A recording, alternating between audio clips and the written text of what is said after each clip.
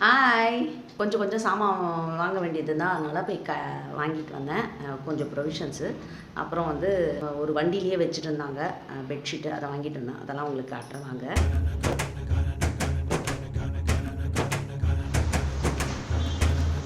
கொஞ்சமாக ப்ரொவிஷன் வாங்கின்னு வந்தேன், முக்கியமான தேவை அது மட்டும். ஸோ இங்கே வந்து வண்டியில் வச்சு விற்றுட்டு இருந்தாங்க. சரி இது வாங்கியிருக்கேன். இதில் வந்து 4 பெட்ஷீட் வாங்கியிருக்கேன். இதில் 2 வந்து ராணிப்பேட்டுக்கு, 2 வந்து சென்னைக்கு.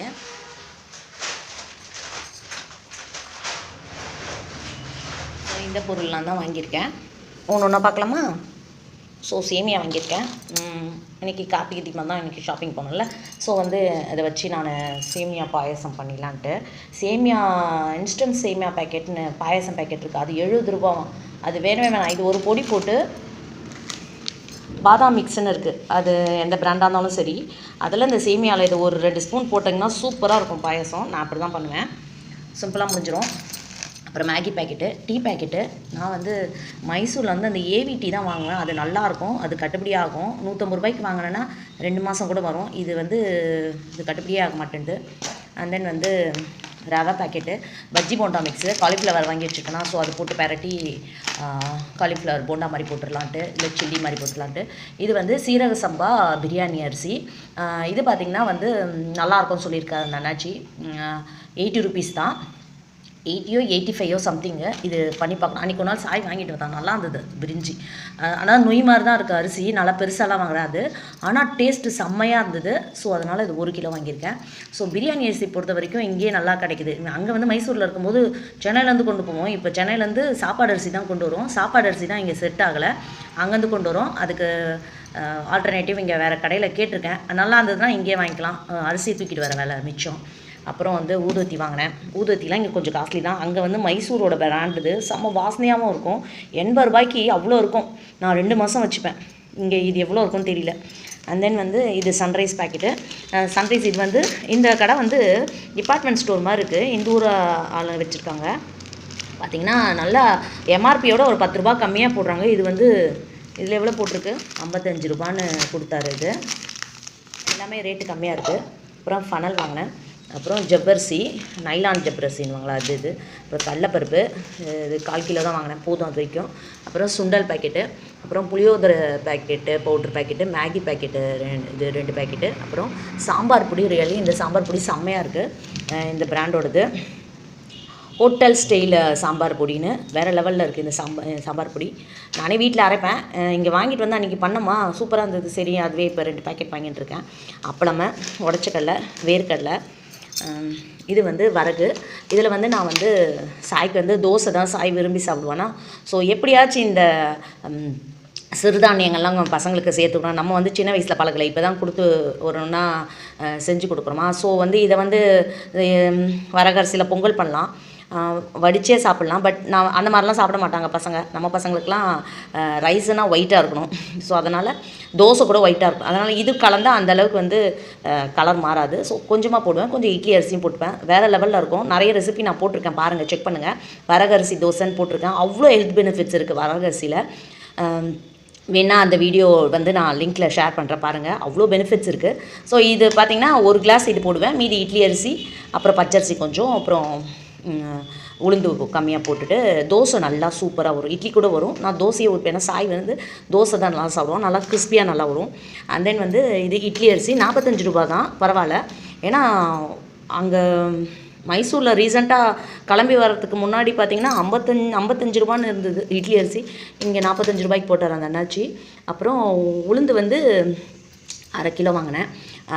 அப்புறம் சரி இன்றைக்கி ஃப்ரைடே வச்சே, அதனால் கல்லுப்பு, மஞ்சள் தூள், அப்புறம் குங்குமம் வாங்கினேன். செந்தூரம் வாங்கியிருக்கேன். அப்புறம் பச்சை கலர் குங்குமம் விற்று, இதெல்லாம் 25 ரூபா தான். சரி ரொம்ப நாளாக பச்சை குங்குமம் வாங்கணும், அங்கே இருக்குது சென்னையில். சரி இங்கே வாங்கிக்கலான்ட்டு வாங்கியிருக்கேன். அப்புறம் பெருங்காயம். இது செந்தூரம் அவ்வளோ நல்லதுங்க. நம்ம ஹனுமானுக்கு அப்படியே பூசி விடலாம். செந்தூரை பற்றி பேசினா ஒரு பெரிய கதையே பேசலாம். ஸோ செந்தூரம் வாங்கியிருக்கேன். அப்புறம் அந்த பிஸ்கெட் பேக்கெட்டு, குர்குர் பேக்கெட்டு, அப்புறம் ரஸ்க்கு, அப்புறம் இங்கே மிக்சர் கடையில் வந்து ஸ்வீட் வாங்கினேன். அன்றைக்கி 3 ஸ்வீட் நின்றுதுங்க. இன்றைக்கி 2 தான் கொடுத்தான். 2 கொடுத்துட்டு இது என்ன ஒரு கொசூர் மாதிரி இது ஒன்று வச்சுருக்கான். இது 100 கிராம்ன்ட்டு. அன்றைக்கி 3 பாதுஷா வச்சாங்க 100 கிராமுக்கு. இன்றைக்கி 2 தான் வந்தது. அண்ட் தென் வந்து ஓம்பொடி வாங்கினேன் மிக்சர் கடையில். சரி இந்த இது வைக்கலாம். இன்னைக்கு கார்த்திகை தீபத்துக்கு இது வச்சு கும்பிடுவாங்கள்ல, பொரி உருண்டை. ஸோ இது விற்றுது. இது 30 ரூபா. இது அந்த டிபார்ட்மெண்ட் ஸ்டோரில் விற்றுது. ஸோ இது வாங்கிட்டேன். இது சாயங்காலம் சாமிக்கு வச்சு கும்பிடலான்ட்டு. அப்புறம் ஒரு சோப்பு, ஸ்வீட்டு, இவ்வளோ தான் வாங்கிட்டு வந்தேன். இந்த ஃபில்ட்ரு வாங்கிட்டு வந்தேன். எண்ணெய்லாம் பாட்டிலில் ஊற்றும் போது கீழே சிந்தாமல் ஊற்றுறதுக்கு. ஸோ அதனால் இது அவ்வளோதான். இதான் வாங்கிட்டு வந்தேன். எவ்வளோ தெரியுமா ப்ரைஸ் ஆச்சு? 1450 ருபீஸ் ஆச்சுங்க. ஒன்றுமே இல்லை இது. அப்புறம் வந்து கோல்ட் வின்னர் வாங்கினேன். கோல்ட் வின்னர் தான் நம்மளை ஏமாற்றிட்டாங்க. 185 ரூபான்னு இந்த கவரில் போட்டிருக்கு. அந்த டிபார்ட்மெண்ட் ஸ்டோரில் பார்த்தீங்கன்னா 145 ரூபாய்க்கு கொடுக்குறாரு. அப்படி தான் நான் வந்த புதுசுலேயும் வாங்கினேன். இங்கே அவசரத்துக்கு அன்றைக்கி பக்கத்து கடையில் போய்ட்டு வாங்கிட்டு வந்தோம். சாதாரண மளிகை கடை மாதிரி இருந்துருக்கு. அங்கே வந்து பார்த்திங்கன்னா 160 ரூபாய்க்கு கொடுக்குறாரு. இன்னும் கூட விலை ஏறுமான்னாரு. என்ன 160 ரூபா ஒரு வாரத்தில் 15 ரூபா ஏறுமான்னு 2 வாட்டி அவர்கிட்ட அப்படி தான் வாங்கிட்டேன். சரி, இன்றைக்கி டிபார்ட்மெண்ட் ஸ்டோரில் போய் 1 2 வாங்குறதா இருந்தால் அந்த பக்கத்தில் அதுவும் எதிர்க்க தான் இருக்குது. அவர் கடை திறக்க லேட் ஆகுது. சரின்ட்டு அங்கே இன்றைக்கி ரேட்டு பார்த்துடலாம் இவர்கிட்டன்னு பார்த்தா 145 ரூபா தான் போட்டிருக்காரு டிபார்ட்மெண்ட் ஸ்டோரில்.